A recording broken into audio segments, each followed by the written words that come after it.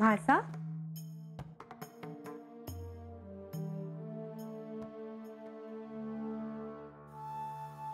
आपण? मला आपल्याशी जरा महत्त्वाचे बोलायचे आहे. अहो, मग आपण मला बोलवणं पाठवायचं. मी आले असते आपल्याला भेटायला आपल्या कक्षात.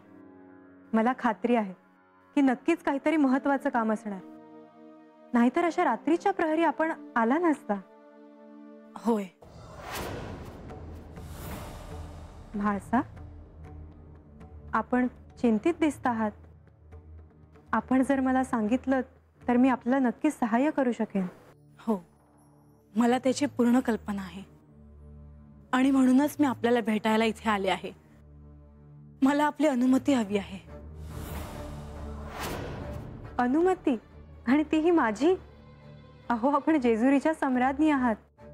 आपण आज्ञा दिली तर सर्व गोष्टी सहज साध्य होऊ शकतात. असं असताना आपल्याला कोणाच्याही अनुमतीची काय आवश्यकता? हो आहे, कारण आज आपल्या समोर जेजुरीची सम्राज्ञी म्हणून मी नाही आले, तर हेगडी प्रधानांची बहीण म्हणून आपल्या समोर अनुमती मागायला आले आहे.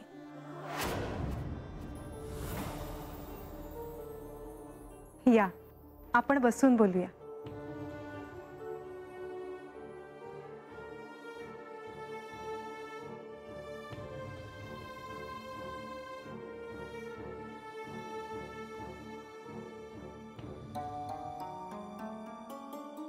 आपल्याला माझ्याकडून कशाची अनुमती हवी आहे? मला माझ्या बंधूंशी बोलायचे आहे. त्यांनी मला सहाय्य करावे अशी माझी अपेक्षा आहे. त्यांच्याशी मी बोलले आणि त्यांच्याकडून सहाय्य मागितलं तर चालेल ना? म्हाळसा, अहो, हे आपले बंधू आहेत. आपण त्यांच्याशी कधीही बोलू शकता. एक बंधू म्हणून आपल्या बहिणीची काळजी दूर करणं हे कोणत्याही भावाचं कर्तव्यच आहे, आणि हे आपलं कर्तव्य कधीही विसरणार नाहीत याची मला खात्री आहे. परंतु आपल्याला ह्यांच्याकडून कोणत्या सहाय्याची अपेक्षा आहे हे मात्र मला नाही समजलं. लक्ष्मी देवी, आपण जाणताच की विवाहाच्या दिवशी हे बानूला भेटायला गेले होते. बानू ही यांची प्रिय भक्त आहे. त्यांना बानू प्रिय आहे. राज्याभिषेकाच्या वेळी त्यांची आणि बानूची भेट होऊ नये यासाठी मी खूप प्रयत्न केला, पण त्यांची भेट घडलीच. मला याची काळजी वाटत राहते की हे जसे बानूला विवाहात भेटायला निघून गेले होते तसे पुन्हा ते तिला भेटायला जाणार नाहीत ना? परंतु असं का वाटतं आपल्याला? ठाऊक नाही, पण मला मनातून काळजी वाटते. माझी काळजी मी कोणाहीकडे बोलू शकत नाही. आपण आणि बंधू, आपण दोघेच असे आहात ज्यांच्याकडे मी माझ्या मनातली काळजी बोलू शकते. आणि म्हणूनच मला बंधूंना भेटायचे आहे. हे मला सोडून परत बानूला भेटायला जाणार नाहीत ना, यासाठी मला त्यांचे सहाय्य हवे आहे. म्हाळसा, आपण चिंता करू नये. आपण आपल्या बंधूंना सारं काही नक्कीच सांगू शकता. एका बहिणीला आपल्या भावाला बोलण्यासाठी माझ्या अनुमतीची काहीच आवश्यकता नाही. मी यांना सांगते की आपण त्यांना भेटायला बोलवलं आहे. हे आपल्याला नक्कीच सहाय्य करतील याची मला खात्री आहे. आपल्याशी बोलल्यावर माझे मन सदैव मोकळे होते.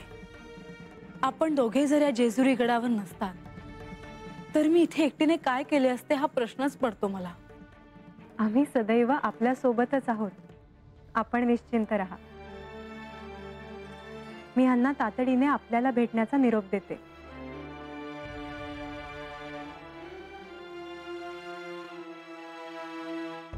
प्रधानजी, विघ्न ही असणारच. आपण मनुष्य रूपात आहोत तेव्हा या विघ्नांना सामोरे जावेच लागेल. पण विघ्न आहेत म्हणून मी बानूकडे जाण्याचा निर्णय मागे घेईन असे नाही.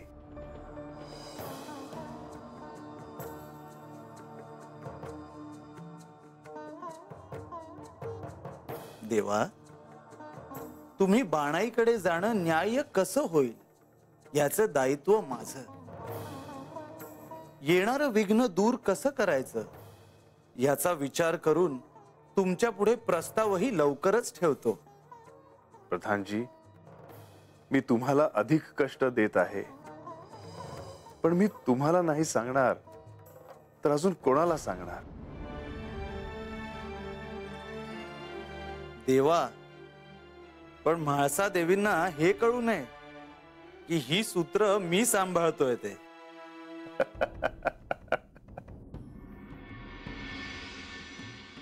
देवा, मी हे गंभीरपणे तुम्हाला सांगतोय आणि तुम्ही हसताय. देवा,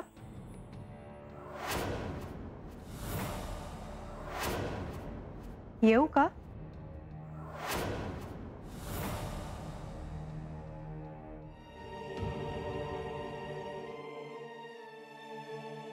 लक्ष्मी देवी, तुम्हा दोघांचं हे मात्र मला आवडतं. बाहेर काहीही घडो, तुम्ही आनंदात असता. देवी, तुम्हाला काही सांगायचं आहे का? मी येणारच होतो. हो, मला बोलायचं आहे. बोलावे? तुमच्याशी नाही, मला श्री खंडेरायांशी बोलायचं आहे.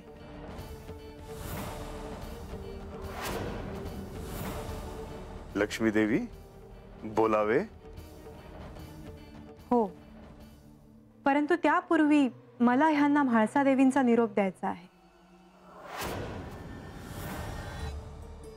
म्हाळसा देवींना तुमच्याशी बोलायचं आहे. आत्ता? हो, देवा, येतो.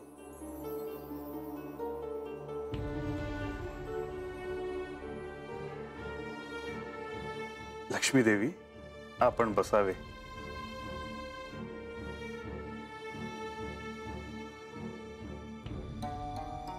काय सांगणार आहात आपण? देवा, जे घडतं आहे ते कशासाठी आहे हे मला ठाऊक आहे. म्हाळसा देवींचा आपल्याशी विवाह होणं हा जसा वचनपूर्तीचा भाग होता, तसंच बानूचं अर्धभार्या होणं हा देखील त्याच वचनाचा एक भाग आहे. हो, आणि मला ठाऊक आहे की मी हे बोलणं अपेक्षित नाही, परंतु मला राहून राहून असं वाटत आहे की म्हाळसा देवींवर अन्याय तर होत नाही ना. त्या साक्षात पार्वती देवींचा अवतार आहेत याची त्यांना कल्पना देखील नाही. ह्या मनुष्य रूपात त्यांना स्वतःच्या मूळ रूपाची, शक्तीची जाणीवच नाही. परंतु त्यामुळे त्यांचा अवमान तर होत नाही ना.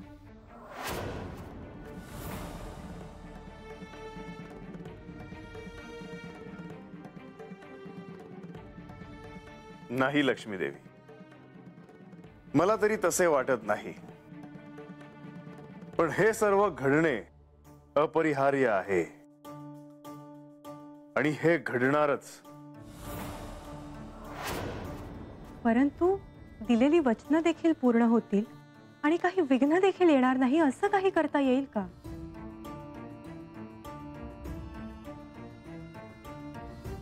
म्हणजे म्हाळसा देवींना त्यांच्या मूळ रूपाची आठवण जर आपण करून दिली तर?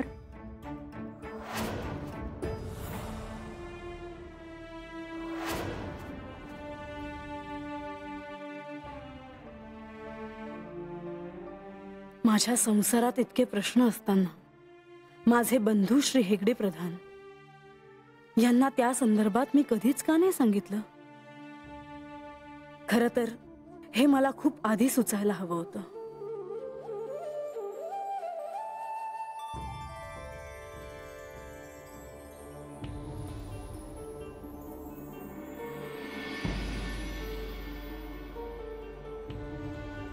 देवी,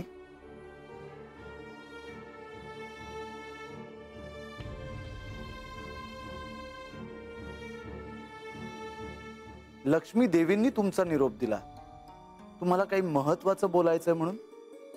हो, तुम्ही बसा ना. नाही, बोला तुम्ही.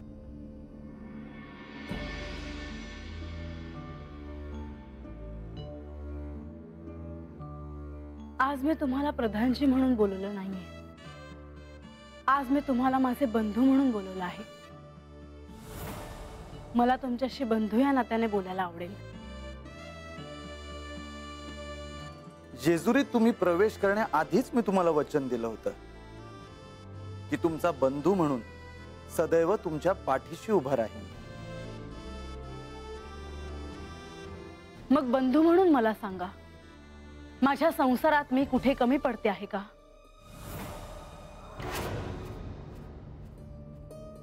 श्री खंडेरायांची अर्धांगिनी म्हणून माझी जी दायित्व आहेत ती मी पूर्ण केली नाहीत का?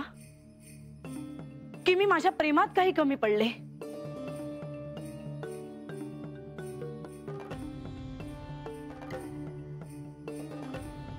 मला सतत असं वाटतं की मी जरी माझे सर्वस्व यांना दिले असले तरी हे पूर्णपणे माझे झालेले नाहीत. माझ्या संसारावर सतत बानू नावाच्या मुलीचं सावट का असतं?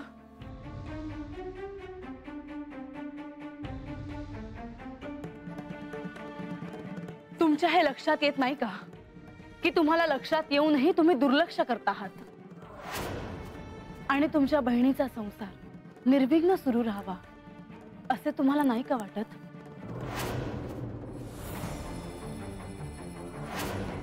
तुमच्या बहिणीचा संसार निर्विघ्न सुरू राहावा असे तुम्हाला नाही का वाटत?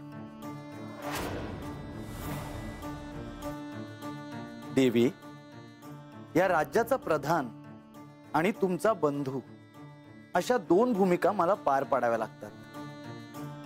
ह्यात जर तुम्हाला असं वाटत असेल की तुमच्यासाठी आम्ही काही केलं नाही तर मग सांगा आम्ही काय करू. तुम्ही सांगितलेलं कार्य लवकरच पार पडलेलं असेल.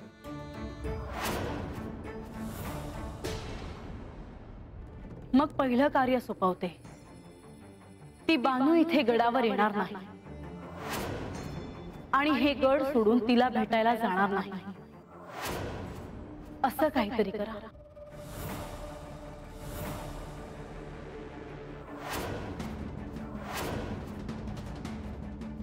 श्री खंडेराय म्हणतायत की मला बाणाईकडे जायचंय आणि म्हाळसादेवी म्हणतायत त्यांना तिच्याकडे जाऊ देऊ नका. कार्य अवघड आहे. तुम्ही काय बोलला नाहीत?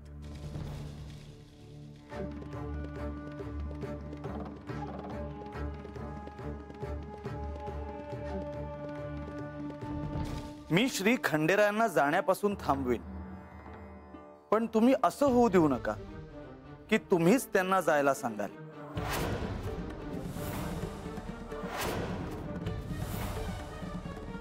येऊ मी?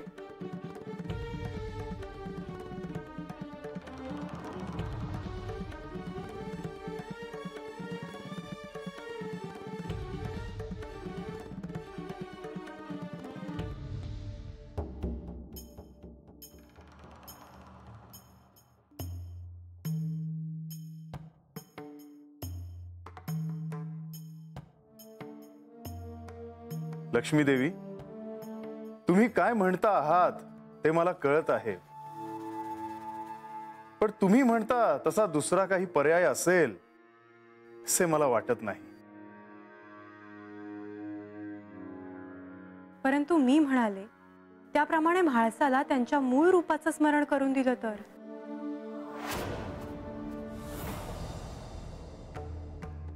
तुला आणि जयद्रीला जोपर्यंत मी स्मरण करून देत नाही तोपर्यंत तुम्हाला तुमच्या मूळ रूपाचे विस्मरण होईल. ते शक्य नाही, कारण हे असे घडावे ही पार्वतीची इच्छा होती. त्यावेळी मी तिला सांगितले की तू तुझे शब्द मागे घे, याचा तुला त्रास होईल, पण तिने तिचे शब्द मागे घेतले नाही. माझ्या प्रिय सखीसाठी मी कोणत्याही दिव्याला सामोरं जायला सिद्ध आहे. त्यामुळे आता एकदा दिलेला शब्द मागे घेणे नाही नाथा.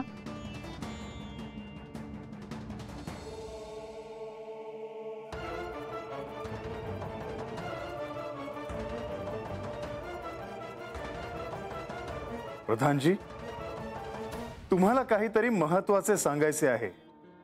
थांबू नका.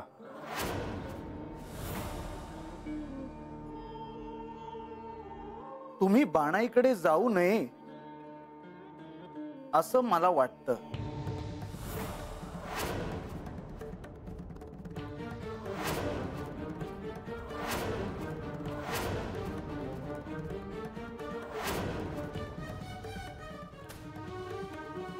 हे म्हाळसाचे बंधू बोलता आहेत, प्रधानजी नाही.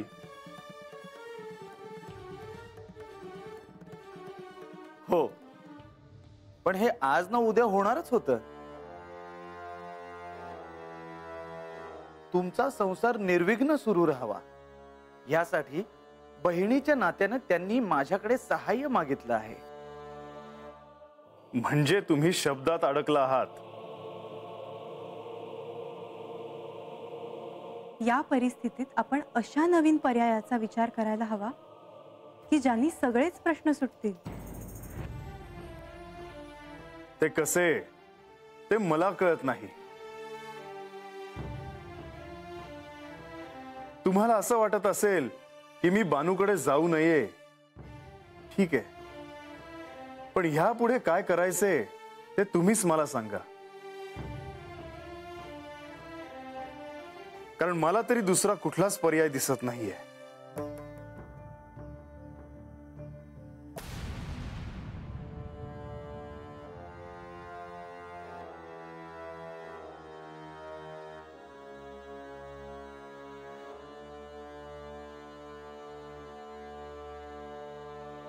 हे विघ्न दूर कसं करायचं ते आपण पाहू. मला थोडा अवधी द्या.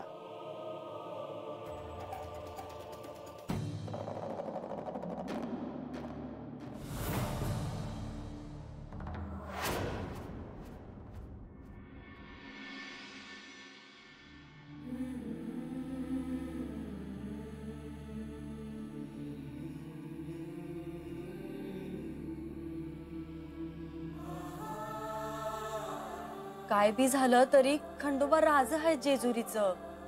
त्यांचं लग्न झालं हाय, त्यांचा संसार हाय.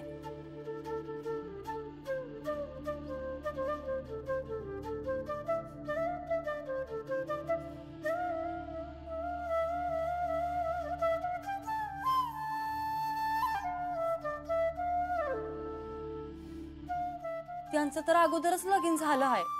तू काय अशीच वाट बघत बसणार आहेस का?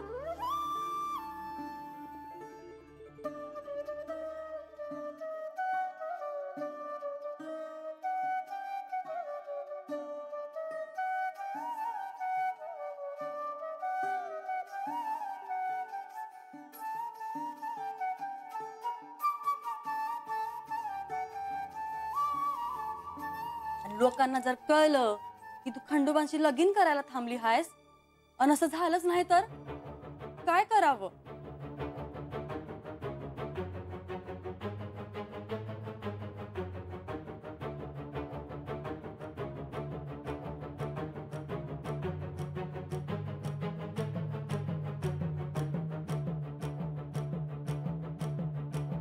केव्हा आता तुम्हीच सांगा, मी करावं तरी काय? मला जे तुमच्याबद्दल वाटतंय ते मी तुम्हाला सांगितलं आहे. आता असं असताना मी बाच्या भीतीचं काय करावं? तुम्हीच मला काहीतरी वाट दावाजी. मी काय करावं ते सांगा देवा.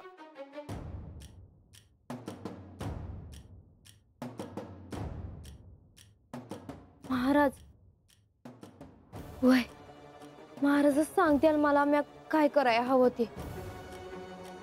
मला महाराजांनी हुडकाय हवं, त्यासनी भेटाया हवं. वय वय आत्ताच जाते महाराजांनी भेटाय. वय